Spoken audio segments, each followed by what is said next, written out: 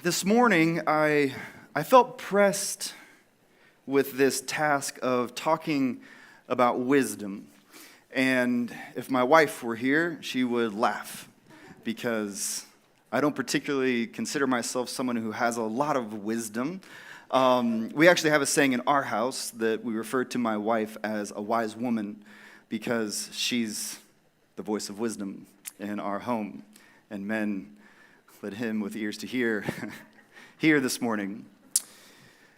But there are a lot of directions you can go toward wisdom, a lot of paths that lead to wisdom. There are actually a lot of traditions within Scripture itself that all lead us to wisdom. So we look in, like the book of Proverbs, this is a traditional wisdom, right? And then right on the heels of Proverbs, what do we find? We find this book of Ecclesiastes, which is a kind of anti-wisdom. It's a non-wisdom wisdom. Vanity of vanities. Everything is vanity. Vapor.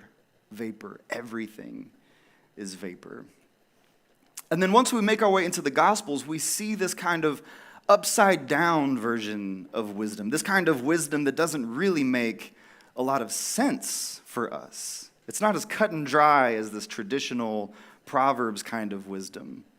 And then on the heels of this upside-down wisdom, we bump into wisdom in light of the cross, wisdom in light of the person of Jesus. Now, how do we live into the world now that we have seen this one who has come to us? And for all of the Scriptures, whenever we're talking about wisdom, wisdom doesn't have a whole lot to do with age. Wisdom doesn't have anything to do with how smart you are. It doesn't have anything to do with your IQ test. It doesn't have anything to do with the things that we would attribute to being smart, to being intelligent. Wisdom doesn't have anything to do with that. Wisdom has everything to do with living your life in a way that makes you fully alive. Fully alive. And the Scriptures would say that this kind of wisdom, this kind of living, is actually accessible to all of us. Again, it doesn't matter how smart you are by any conventional means. It doesn't matter how good your SAT scores were, your IQ level. It doesn't have anything to do with that. Wisdom is accessible to all of us, learning this way of living in a way that makes us fully alive. So, where do we go from there? Our Proverbs text today is one that we're all familiar with, but maybe we've had a bad experience with. The Proverbs for today is actually Proverbs 31. So listen up, ladies.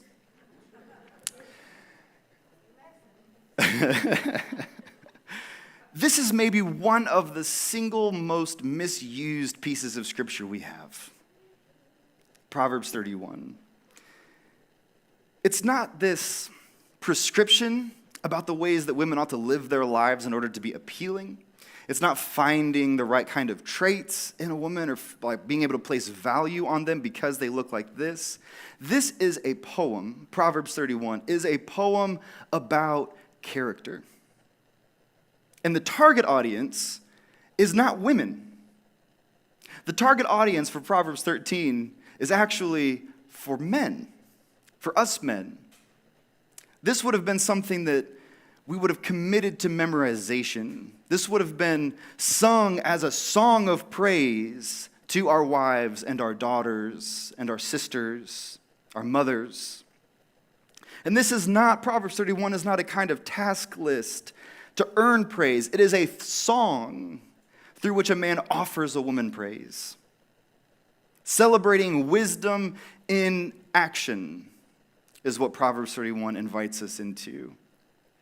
The very opening lines of this proverb opens, a capable wife. And this is right out of the gate. This is where we go off the rails, right? A capable wife.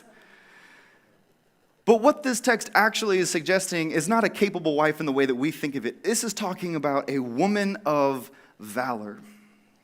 A woman of valor. And valor has nothing to do with what you do. It has everything to do with how you do it. And so we see in this proverb a whole list of praise of everyday activities. Things like buying and trading, investing, planting and sowing and harvesting, managing, extending charity and extending generosity, providing food and care, preparing for the seasons that are ahead of us. And what's interesting about this proverb is that the only instructive language that we find in Proverbs 31, the very last line, is the only instructive language that we see. And it's directed not toward women, it's actually directed toward men. Are the only ones who are given an instruction. It says this, give her a share in the fruit of her hands. Let her works be praised in the city gates. So men, a word of wisdom, we are instructed here to celebrate women and their work, whatever that work may be. We tend to live in a pretty dualistic society where women are either forced to choose between a career or staying home, and we value one and we don't value the other. That's not what Proverbs 31 is trying to parse out. It's simply suggesting that the way we live our lives, how we go about the work and the tasks that we put our hands to, matters so much more than what we're doing. We see this in another character in the Old Testament, the character of Ruth. This is a bit of a rant, so if you want to tune out for a little bit, feel free. But Ruth is the only one in the Old Testament, the only one that we see in the scriptures to receive this high praise, woman of valor. She's the only one that we find. And think about who Ruth is. She's a destitute foreigner. She is involved in the daily work of gathering and threshing and winnowing. Nothing glamorous. And for most of Ruth's history, she's not a wife, she's not a mother, she is nothing like what we've been told a Proverbs 31 woman ought to look like.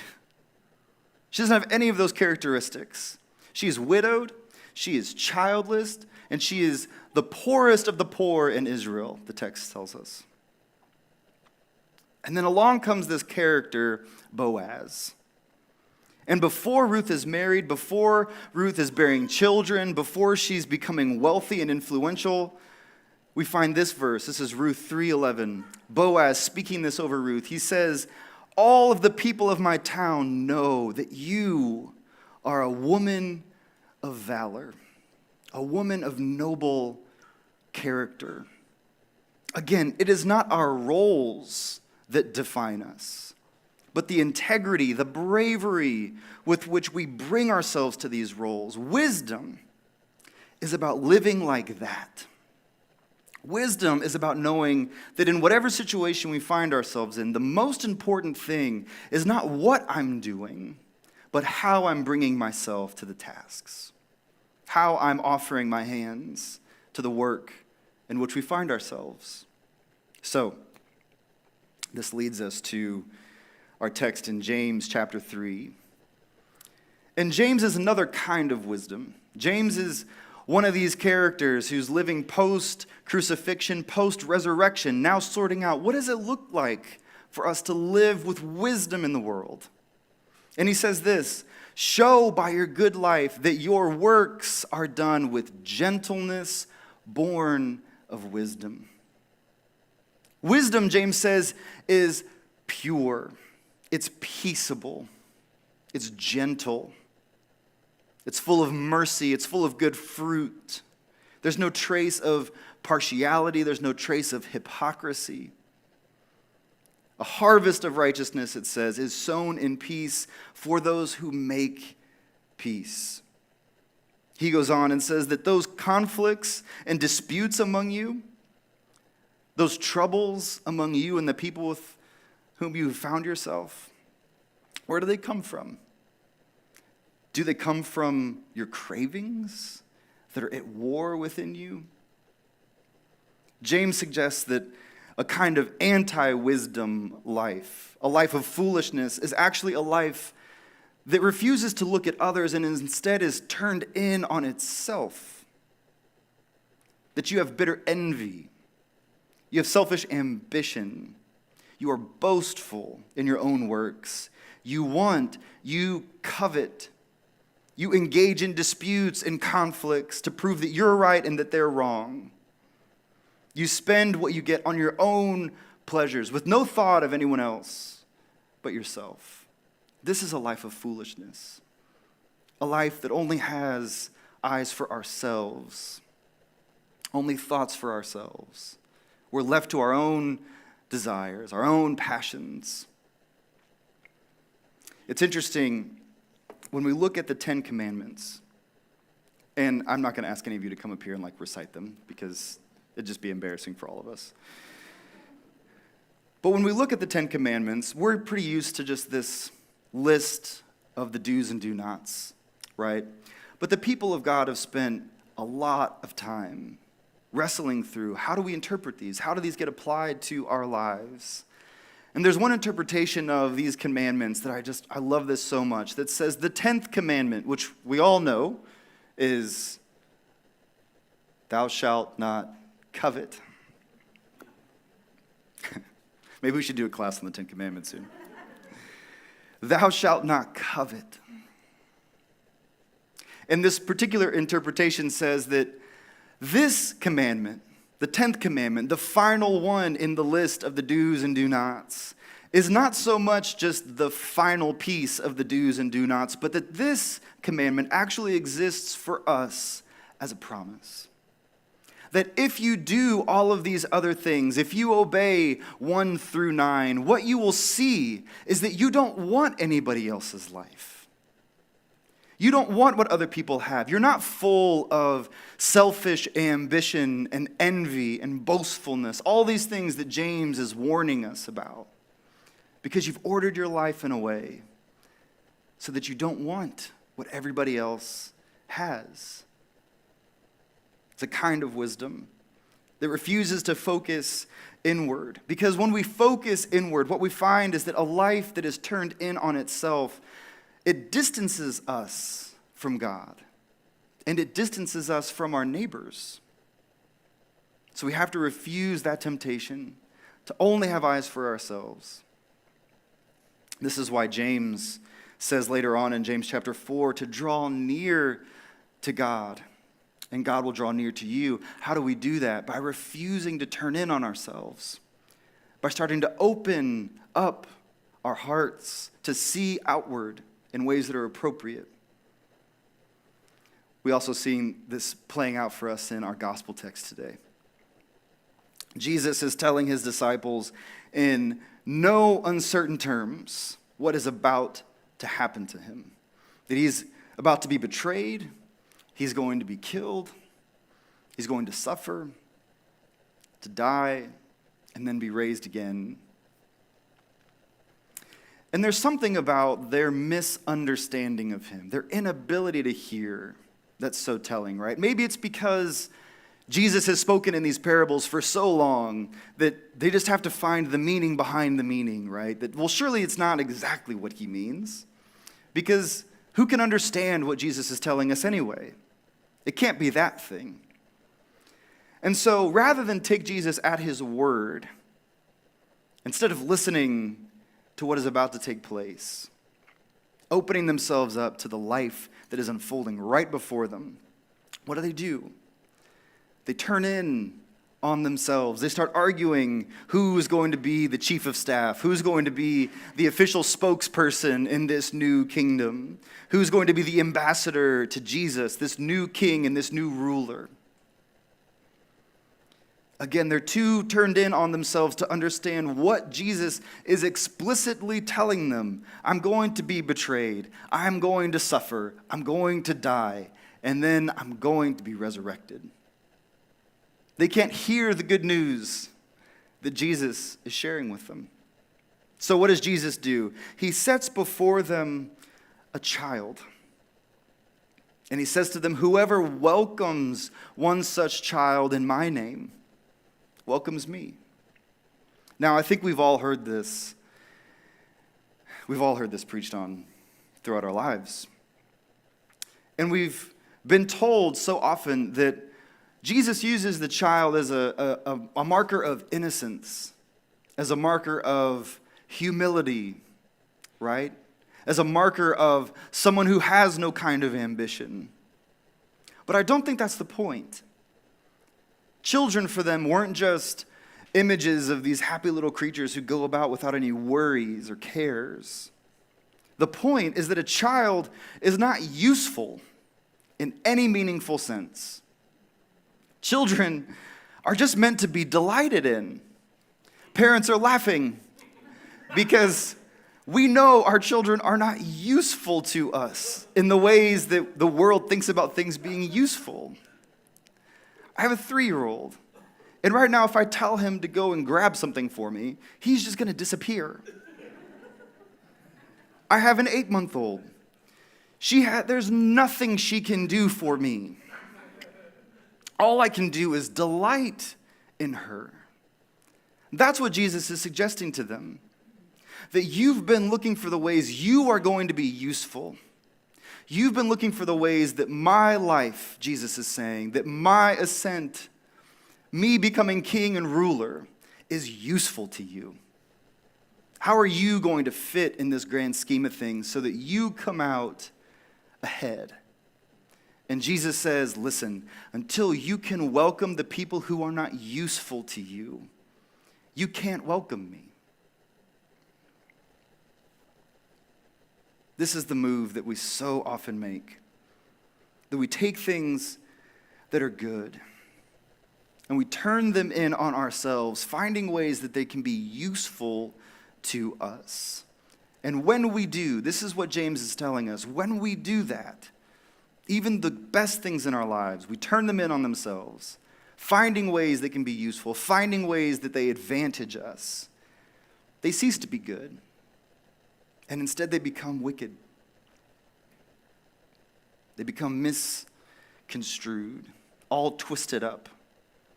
So that even when we try to love appropriately, when we love for our own selfish gain, it all comes back in on ourselves. We can't love appropriately. When we try to love God, so long as we think that we're going to get something from God, it comes back on ourselves in ways that aren't appropriate. Twists us up. This is the same idea where we get the idea of wicker furniture. It is wicked. It's all twisted up in itself. And it needs to be untangled. It needs to be straightened. Again, this is the word of wisdom. Living in a way where we are fully alive. Not just considering how are we finding people that are useful to us, but how are we welcoming those who have no use for us? When we lived in New York City, which is a whole experience in and of itself to actually live there, and it's another experience altogether to live there with children. Because New Yorkers don't appreciate children. There is no good to be found in children. My wife and I, when we had our daughter, we were living there. We were, it would have been 5 years ago. And for us to have like a 2-year-old was unthinkable. Like the people who have 2-year-olds are like well into their 40s. They can take time off. Their careers are set. You know, they've accomplished so much of what they want to accomplish. And so now they're ready to start their families. And my wife and I are like in our mid-20s, like scrambling around with this 2-year-old. And life just gets so much more complicated. But even when you go to a restaurant, if you don't believe me, try it. Take your kids to New York, sit down in a restaurant, and I dare you, ask them for a kids menu. They will look at you like you came from another planet. And then, on the back end of asking for a kids menu, ask them for a bowl of water for your dog. And they will bend over backwards to get you a bowl of water. When we see things as useful to us, rather than as something to be delighted in, we start to place all of the wrong values and all the wrong priorities on the world. We start rushing to get a dog a bowl of water, but refusing to accommodate the children among us. This is what that life of anti-wisdom, life of foolishness opens up on. See, because we We matter to one another, but we're not useful to one another. A fully alive life is a life of welcome, especially to those who can't offer us anything in return. That's a fully alive life. Simone Weil, she was a French philosopher, and she said this: there was a moment when she had seen the production of King Lear, and she's reflecting on what she's just seen, and she's writing this letter, and she pens this statement that goes beyond just the play itself. If you're not familiar with King Lear, it is about this king's descent into madness. And it's a powerful play. You should be familiar with it. But she says this: there is a class of people in this world who have fallen into the lowest degree of humiliation, far below beggary, who are deprived not only of social consideration, but also, in everybody's opinion, of the specific human dignity. Reason itself, she says. And listen. These are the only people who, in fact, are able to tell us the truth. The poor, she says, are the only ones who are able to tell us the truth. The ones who are not useful, the outcast, the Ruths, the destitute foreigners, they are the only ones who are able to tell us the truth. She says, all the others lie. A guy I know wrote this song. His name's Andy Squires. And he says that mercy is the burden of the poor. The poor are the ones who are not useful to us in any conventional sense. They're the ones who cannot offer us anything in return for our offer of welcome. Can offer us nothing. And they are the only ones who can tell us the truth about who we are and how we're postured in the world. How hospitable are we really? How welcoming are we really? And the sad fact is that so often we're not. And this is why the burden of the poor is mercy. Knowing that we don't give them the very things that Christ tells us to offer them, they have to respond in mercy. There's another story that's found in Chronicles of Narnia. If you're not familiar with it, you should look it up. And in the opening book, it's called The Magician's Nephew, and there are these main characters. Their names are Diggory, Polly, Uncle Andrew, and the witch. And throughout the story, they find themselves floating between all of these worlds, being chased and chasing one another. And they find themselves in this new world, and they hear a song that's being sung. And of course, the one who is singing the song is the lion, is Aslan, singing this new world into existence, singing Narnia into existence. And so all kinds of things are happening, right? There's this moment when the divine waters start flowing, that these new creatures are now coming alive. And the first thing that happens once they get there is the witch finds the lion and she tries to kill him. She takes a lamppost that they brought from some other world. She takes the lamppost and throws it at the lion. She misses, and it sticks into the ground. And the story says that where the lamppost stuck into the ground, a brand new light post emerges. Shiny, new, burning bright. This is the lamppost you're familiar with from the movies.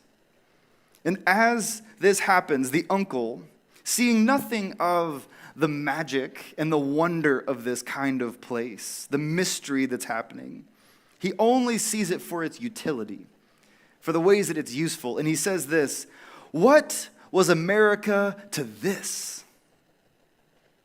The commercial possibilities of this country are unbounded, Bring a few old scraps of iron here, bury them, and up they come as brand new railway engines, battleships, anything you please. I shall be a millionaire. This is what it looks like to only see the world as useful. This is foolish living. Seeing things and seeing one another only for how it benefits me, rather than seeing people as the fertile soil of love and possibility. Not valued because they're useful, but because Christ welcomes them and tells us to do the same. Listen, we belong to one another, and we need one another, but we are not useful to one another. We are not a means to an end for one another. That's not how this works, at least not if we want to live a life of wisdom. Wisdom is relational. Everything that we know relationally. We know it from one another. We all owe somebody a debt that we can't repay, for those of us who are people of faith. Wisdom is relational. Rowan Williams says that because of that, what we owe one another, what we can offer one another, is a commitment to what he calls a fruitful confusion, knowing that our understanding is still growing, but our commitments to one another are genuine. Growing together, embracing a fruitful confusion, knowing our understanding is still growing, we're still learning, we're still figuring all of this out, but offering one another a commitment to stay together, that our commitments are genuine. The collect of the day, this prayer that we pray starting on Sunday all the way until next Sunday, it says this: grant us, O Lord, not to be anxious about earthly things, but to love things that are heavenly. And even now, while we are placed among things that are passing away, help us to hold fast to those that shall endure. What's this prayer suggesting? That God feeds the ravens. Your needs, your desires will be met. Those things that you need to live, God offers you. So don't be anxious. And also don't be anxious about all the things that the world is telling you is important, about everything else that everybody else has. But love heavenly things. What are the heavenly things? One another. One another. The things that won't perish. Those things that shall endure. So may this be true of us and our community. Amen.